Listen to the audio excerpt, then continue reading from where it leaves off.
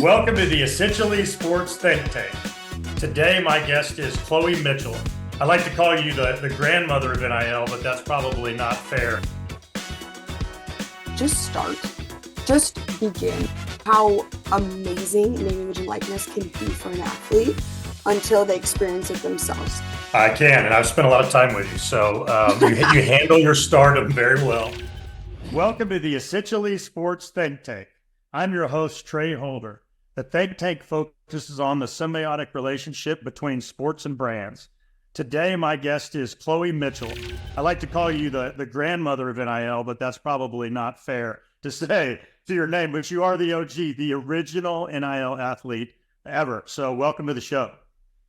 Thank you. You can call me Granny Chloe from now on. I've never been called a grandmother at 22, but I will take it. Well, that's what happens when you do things so early in life. So tell us a little bit about your journey. So you started off as a college volleyball player. Maybe you could tell us a little bit about that. My story is kind of crazy. I'm going to start from the very beginning. Essentially what happened in 2020 when I was a high school senior, I had committed to a college on a full-ride scholarship for volleyball. I'm a setter. I had worked for years to get that scholarship, and I was super pumped. At the same time, COVID had hit. I had nothing better to do, so I went in my backyard, and I started to document this process on a little app called TikTok that was brand new at the time. And before I knew it, my account had grown to like 3 million followers. So I was in the middle of a pandemic, newly an influencer with a couple million followers, and about to go into my freshman year of college as a collegiate athlete. I started to make money off these platforms, TikTok, Instagram, and I realized that once the summer had ended, my senior year summer, and I became an official college athlete, that I was going to run the risk of breaking name, image, and likeness laws. And my father, who was also a college athlete, and he's a massive part of this company and this story, he was like, Chloe, wait it out. Because you're an NAIA athlete, I think legislation has a greater chance of changing. So let's see what happens. Don't make any content surrounding the fact that you're an athlete. Don't break any laws. Don't lose your eligibility. Just stay in your lane. So I stayed in my lane. I waited. And then one random day I got a call. And it was my father saying, Chloe, the NAIA passed legislation. I passed the legislation. You're never going to believe this. And I was like, oh my gosh, it's happening. We're doing this. Our brainchild called Playbooked, which is the company that I co-founded with my father and my business partner, Pat, and some other awesome businessmen. That was pretty much our launch pad. So Playbooked got me a deal 24 hours after legislation had passed for a little golf putter. And it was called Bloodline Putters. It's still the putter to this day. It's a great product. And they paid me around $3,000. So I drove home from college after practice. I set up this mini golf course in my parents' living room and edited it, posted it, did all the tags, did all the hashtags, and 3 days, silence. Nothing. We heard nothing from news outlets. Nobody was even interested in this random NAIA athlete doing the first NIL deal. And then all of a sudden on that third day, we just got calls from Fox, The Athletic, from everywhere. So it had worked. And that's the story. And now we're here. Well, necessity is the mother of invention, right? So you created an agency or a company and a platform that does that and now coaches up other players how to do that. So how old are you when this is happening? Are you 19 years old, 18? I mean, great question. How old a founder were you? I was 18 at the time. Wow. Yeah. 18 years old, just out of high school. And you've already founded a company and have several million followers on TikTok. That was, by the way, a lot more than I was doing at 18, by the way. Well, but it was not that ambitious. Don't get me wrong. I was definitely doing the basic 18-year-old stuff, but I always like to share this. The moment it hit me that I was a co-founder, a female businesswoman, and doing all this stuff at 18 was when I was on a Zoom call with Chris Wallace in my dorm waiting area, and all my friends were like piled up in the dorm area being like, shh, Chloe's on Fox, like shh. It was crazy. But yeah, here we are today, and I'm really passionate about what we're doing, if you can't tell. I can, and I've spent a lot of time with you. So you handle your stardom very well. And it's really impressive to watch you work a room, and excited for your future. So to tell us a little bit about, some of the athletes that you had the opportunity to work with and kind of coach through this creator commerce opportunities. Yeah. So doing this really early on allowed me to not only consult, but teach and work together in collaboration with some of the coolest athletes in the industry right now. I am going to only highlight my favorite female athletes because they don't get enough attention. We know the male athletes are getting enough attention, but I'm just going to highlight like my main three. I mean, three or maybe five, who knows? So there was this campaign with H&R Block, and I got to work with Lexi Rodriguez. She's an incredible volleyball player from Nebraska. Emily Cole, killing it in the NIL space. If you are a brand and you're listening to this, these are the kind of athletepreneurs that you want to work with. Emily Cole from Duke, track and field. And then Trinity Thomas. She's from Florida. She is a wicked gymnast. They're not only killing it on the field, but they are killing it off the field. So those are my big three. Well, I'm glad you highlighted some of the female athletes out there, because to your point, I think this is what NIL's really done, is democratize these dollars for some of the revenue generating sports, some of the female sports, some of the sports that haven't had the opportunity over the years to get the type of feature that NIL provides. So I appreciate you highlighting that. And it was really cool when we were at the Brand Innovators event at Super Bowl, right? I know you got to meet Sue Bernard and that entire group, and they're doing some amazing stuff around female sports, both pro and college. So I appreciate you highlighting that. And then, so who do you look up to as role models? I love this question. Me and you were actually talking about this a little bit earlier, Trey, and we had both. I'm a new F1 fan. I just heard about Drive to Survive. You were chatting my ear off at the Brand Innovators event about it.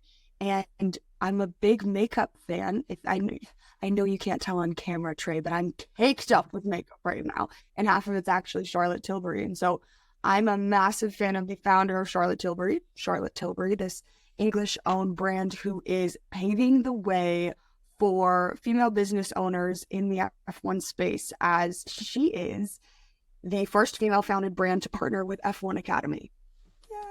Yay! Not only is she fostering opportunities for women in male-dominated fields, but I was reading this article on what she is doing and what their message is, their mission statement. And their mission statement is Dare to Dream.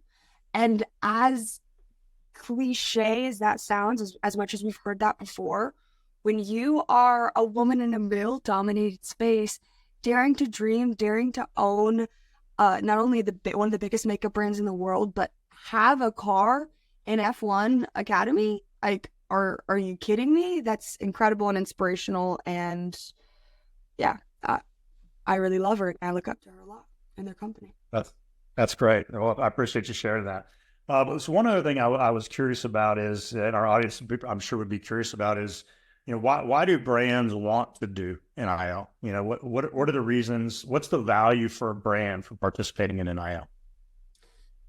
The value for a brand in participating in NIL is when you want to move the needle, when you want to sell a product, when you want to get consumers invested in something, the best way to do that is through authenticity.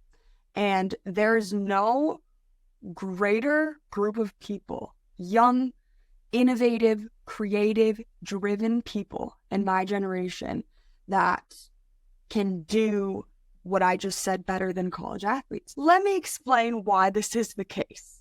If you were to look at a heat map of the United States, where there is the most influence and power and eyeballs are on these college campuses.